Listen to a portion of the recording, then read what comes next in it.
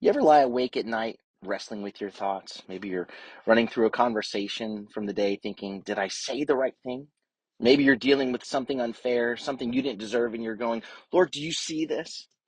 Psalm 17 is David's prayer in the night. It's this raw, honest plea to God.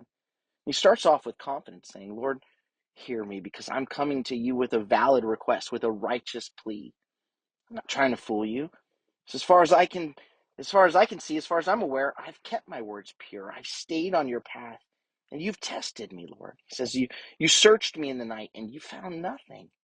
It's a bold statement. David's not claiming to be perfect. He's saying, God, you know me. I've been committed to walking in your way. You've looked deep inside, and I've been real with you. I'm not hiding anything. I've resolved that my mouth will not sin. Right? David isn't just focused on what he does. He's concerned about what crosses his lips. My mouth isn't going to sin. He knows his words matter. And that says something about his heart. You ever been in a situation where you wanted to fire back, prove yourself, set the record straight? David says, I have resolved that my mouth will not sin.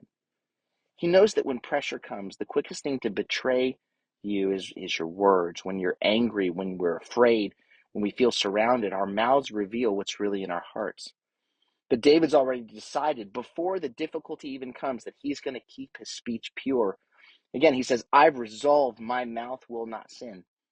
And not just his words, right? He's concerned about his walk too. He says, by the word of your lips, I have kept to your path. My feet have not slipped. Right? That's where it gets real, because it's one thing to say the right thing. When life is easy, it's easy to say the right thing. But what about when things get tough? When the enemy surrounds you, when people come against you, when life feels unfair, do you cling to the path? Do you hold to the path that the Lord has called you to walk? Or do you go, you know what? Well, if they're going to fight nasty, so am I. David says, Lord, I'm not going to walk the path of the violent. I'm not going to take matters into my own hands. My feet are gripping your path, and I'm trusting you to fight for me. And that's when the battle shifts. He calls out, he says, Lord, rise up.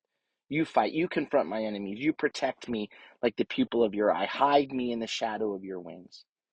And then I love the way this psalm ends. It's one of my favorite verses of all time. He uses two verbs in they're called first person cohortative tense verbs, meaning where he's saying, I'm intent on this. This is my focus. So he says in the last verse, I in righteousness, I'm intent on seeing your face. When I awake, my goal, my intention is to find my fulfillment, my satisfaction in your likeness, your image. Right? That's the goal. Not just survival, not just getting through the night, but still waking up, still looking like him, reflecting his character, his likeness. That's our aim. To awake in the likeness of you, Lord. So today, before the trial comes, decide your words will be pure. Decide that you're going to walk his path. And when the fire tests you, may you come through it still reflecting his likeness.